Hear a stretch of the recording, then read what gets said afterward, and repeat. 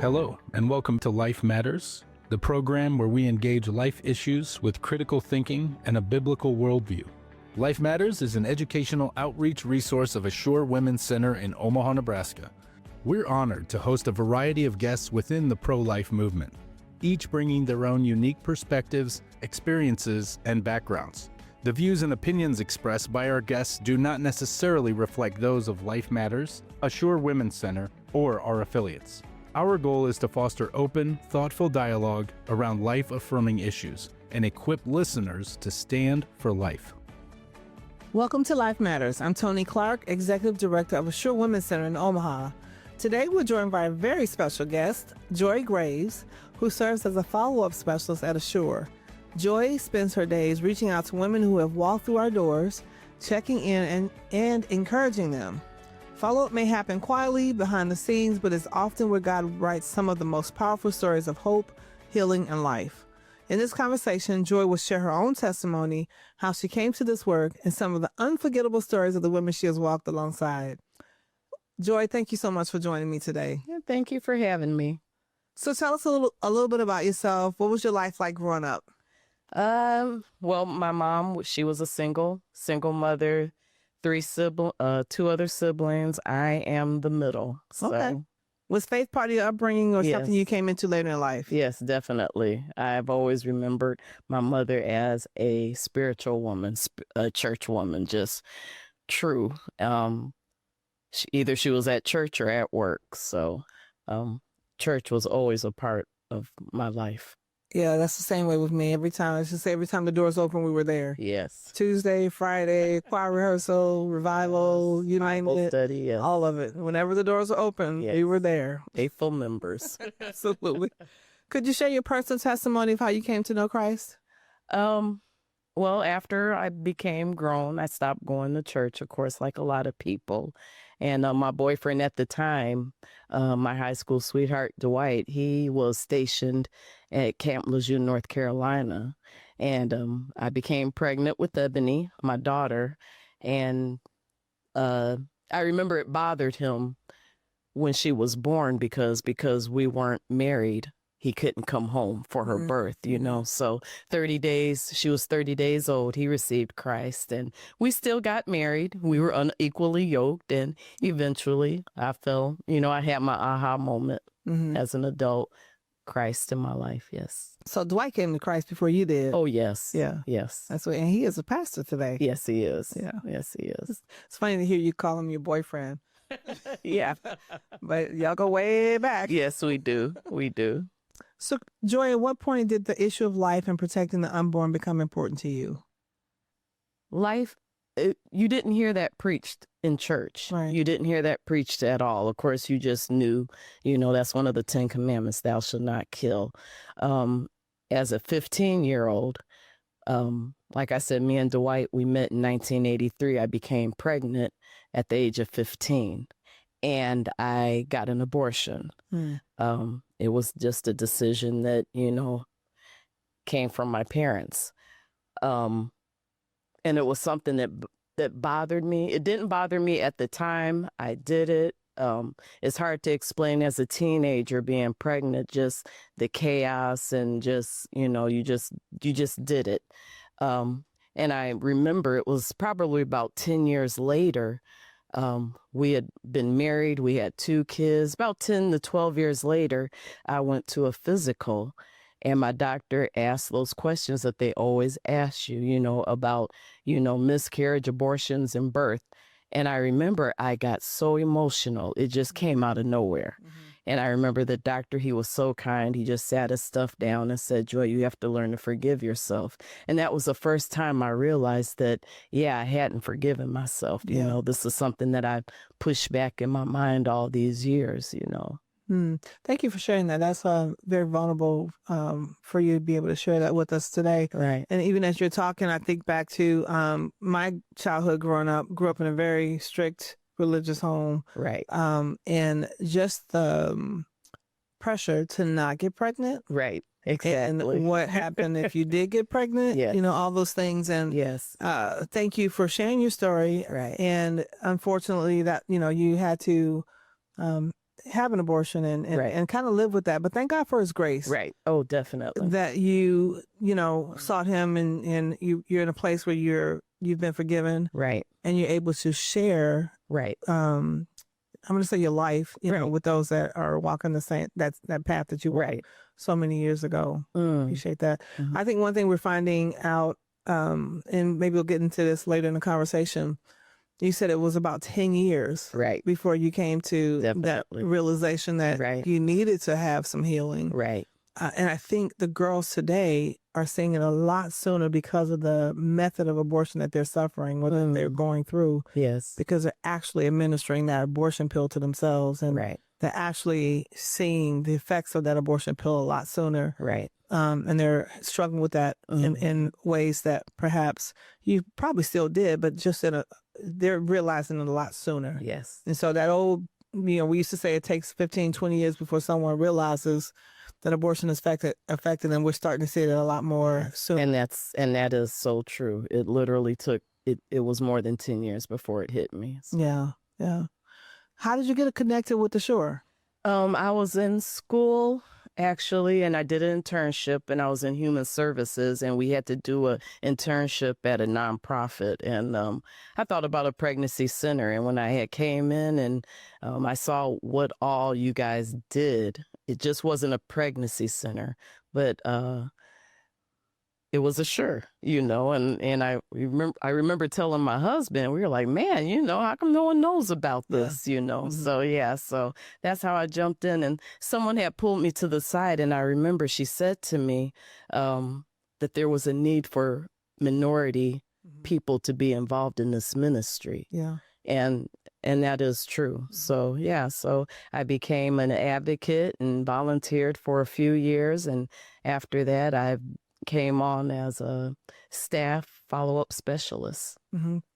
Was there anything in particular that led you to that role of follow-up specialist? No. I remember when I was interviewing just to be an advocate, I didn't plan to be an advocate. I remember I was talking to Chris, and she was looking over, and we were talking, and things had came up, and she said, well, because at that time I still had that guilt.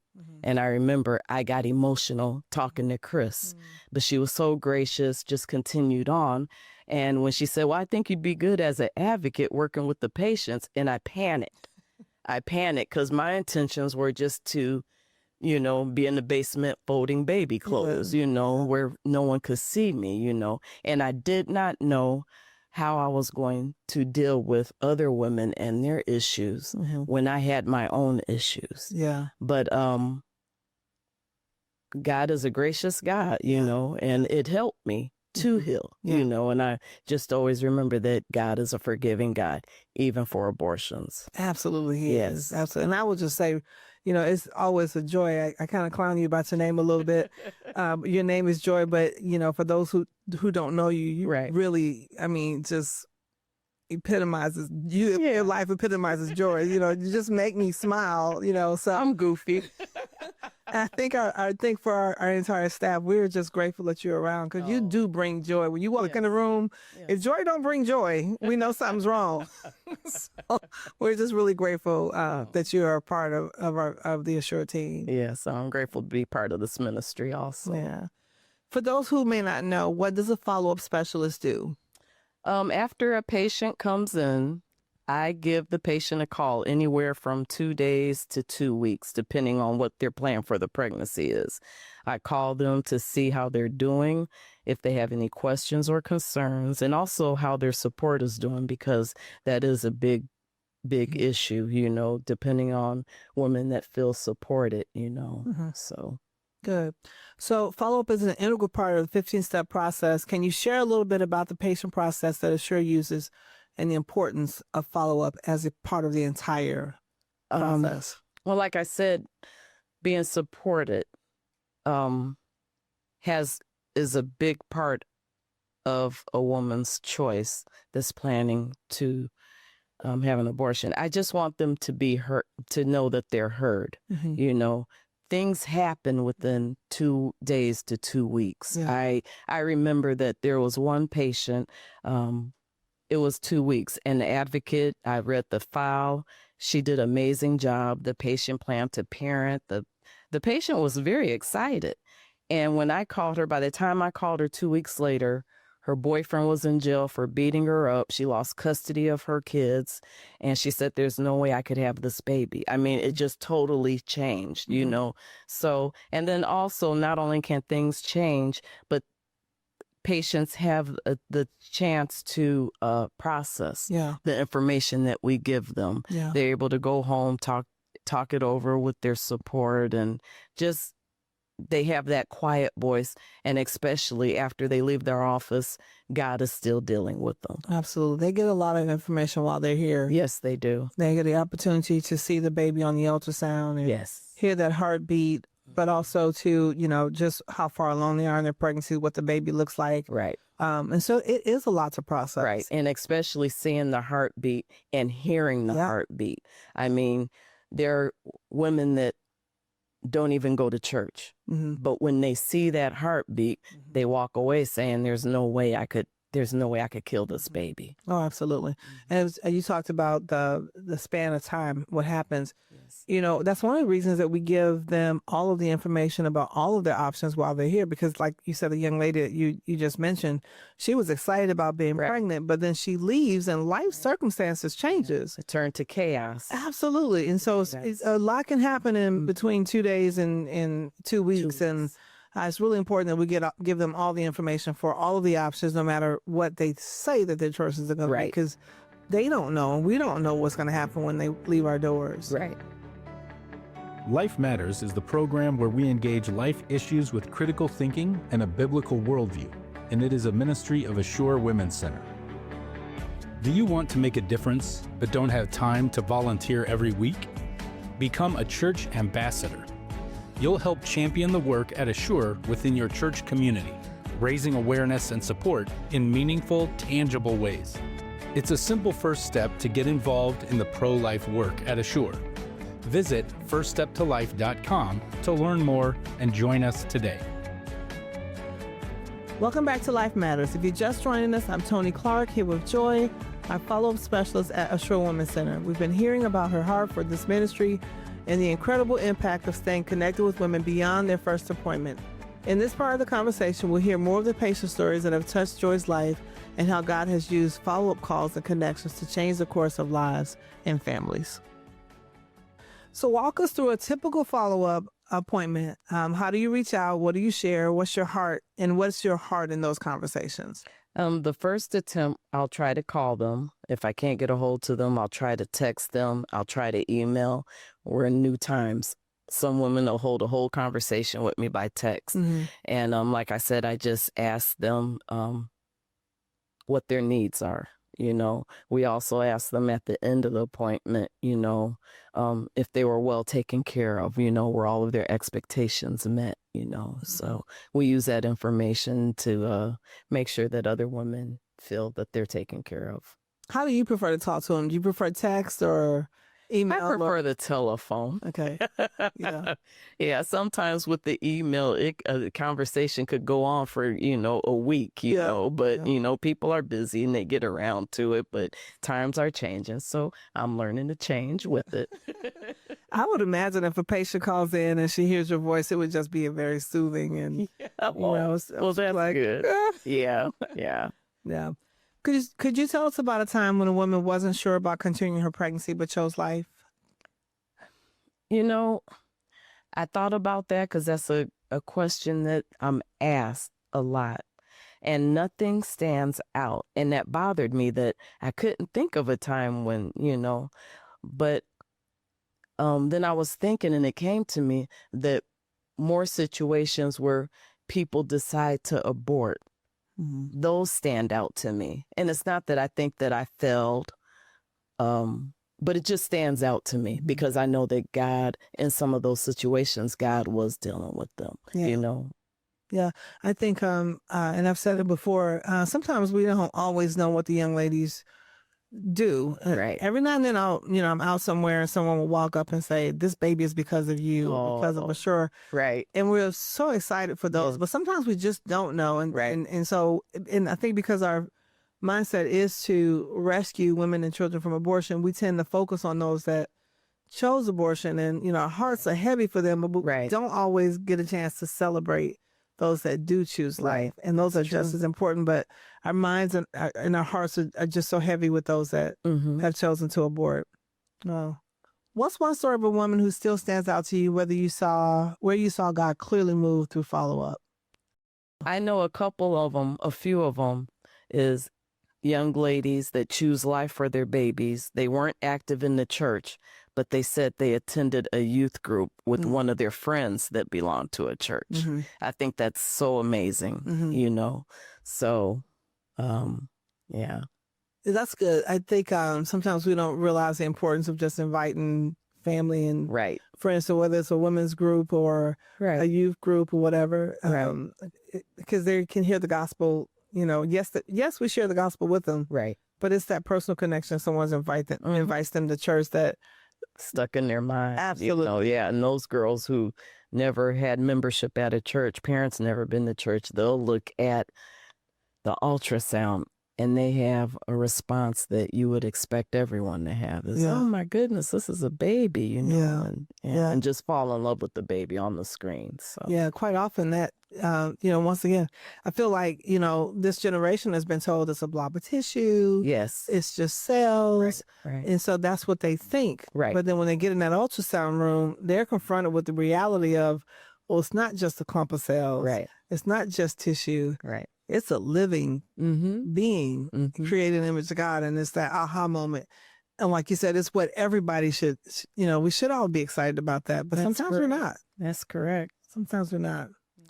So sometimes women don't respond right away. Have you seen situations where persistence in prayer and following up made a difference?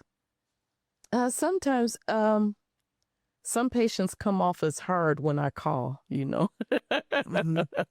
One word answers and, sounds like you're interrupting them, and you kind of cringe, and then you look a couple months later, oh no, I got to call her back again. and their hearts just melted, So I never want to assume anything. People could be in bad situations. They could be having a bad day, but not to let that affect me and to just take control of the situation. I listen to women all the time, and I'm so surprised so many women that say they do not have support. Mm-hmm. One lady, she was raised in the foster care. She didn't have family. She didn't have a church family. She just did not have support. So I never want anyone to walk away like I did and just not have any support, closure, healing. I mean, I'd never even talked to our pastor about it, and that was throughout me and Dwight's marriage. We've been married going on 37 years. That was an issue, but I do my job. I don't want a young lady to say she didn't have support. Yeah.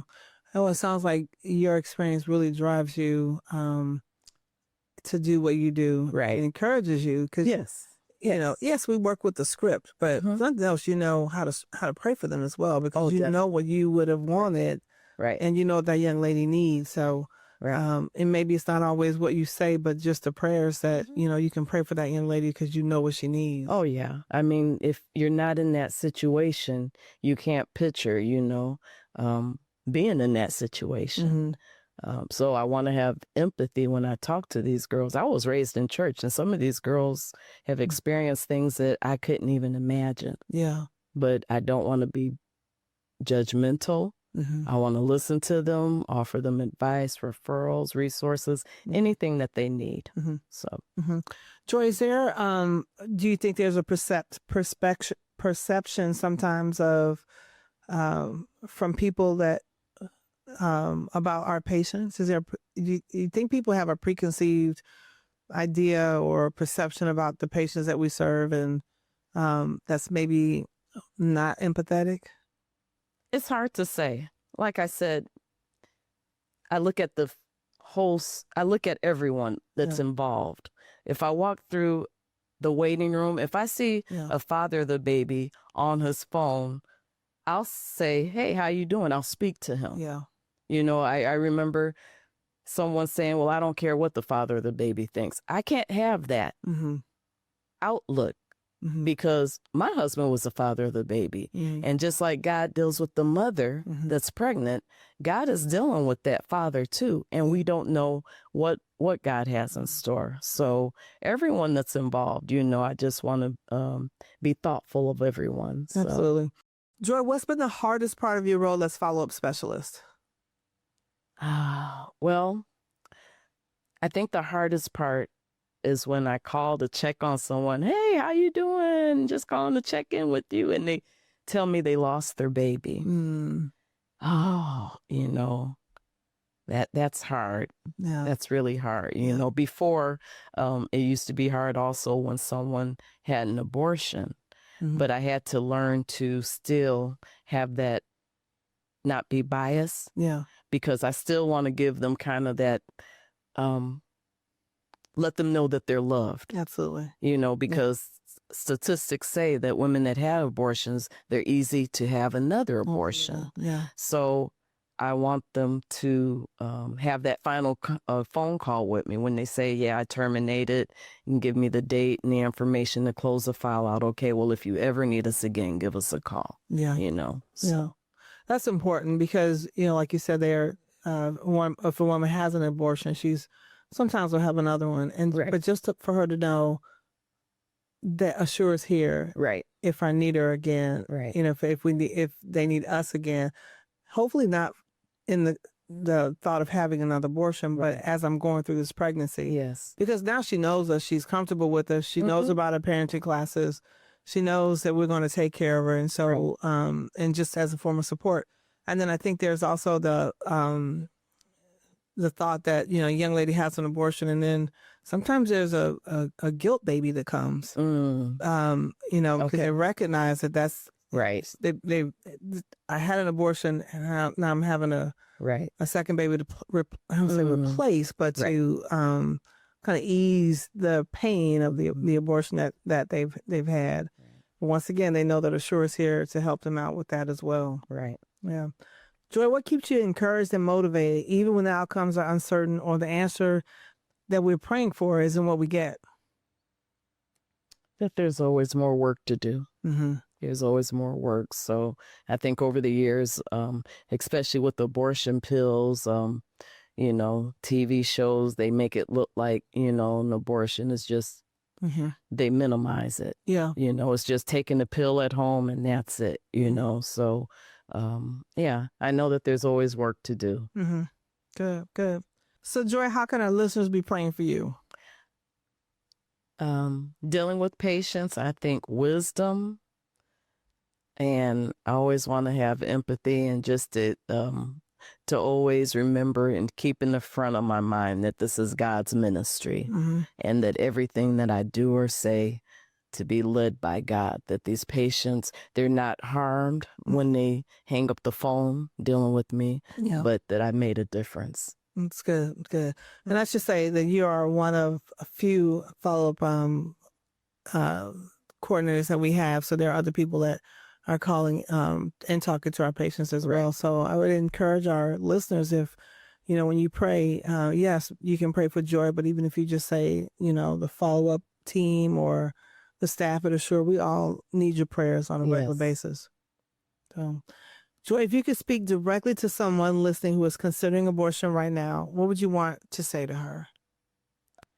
If I was talking to someone, you know what I would do, just as the script was, if I was an advocate, not be judgmental, just get the information, listen to her. I mean, I would do exactly the same thing. I think it works, What if one of your church members called you and said, hey, I'm contemplating abortion? What would you say? I'd send them to Assure. That's good. Yeah. And honestly, that's what I tell a lot of people. I get calls from people and say, hey, there's this girl. And I'd say, just encourage her to come to Assure. Right. Schedule an appointment for her. Because I think so often we get in this mode of, I got to talk her out of an abortion.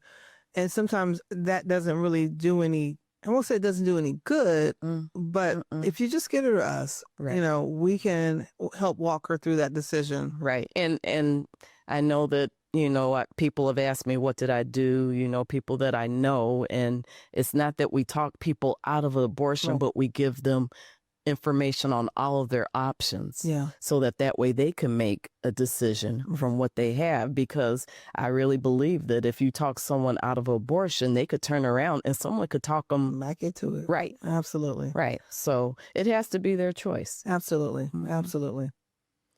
So how can our listeners be praying for the women that we serve? And are there any women on your follow-up list that I could pray for today? Well, they all need prayer. Yeah. So, just prayer all around, just prayer all around. Joy, thank you so much for your heart for the women we serve. It truly is a joy working with you. All right.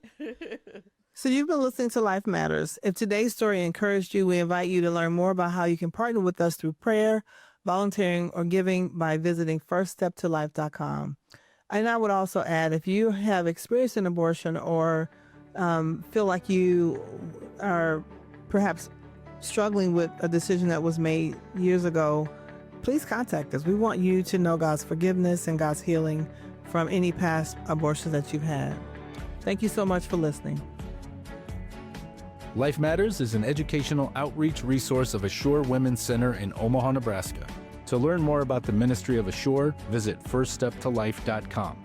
That's firststeptolife.com. There you can learn about the many services we provide, including how we come alongside abortion-minded mothers and empower women to choose life for her and her baby, as well as find our most current broadcasts and all of our past episodes.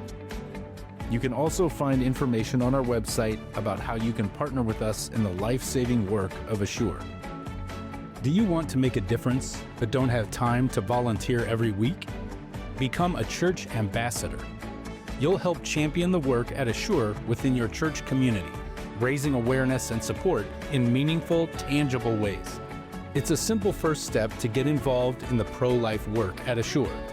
Visit firststeptolife.com to learn more and join us today.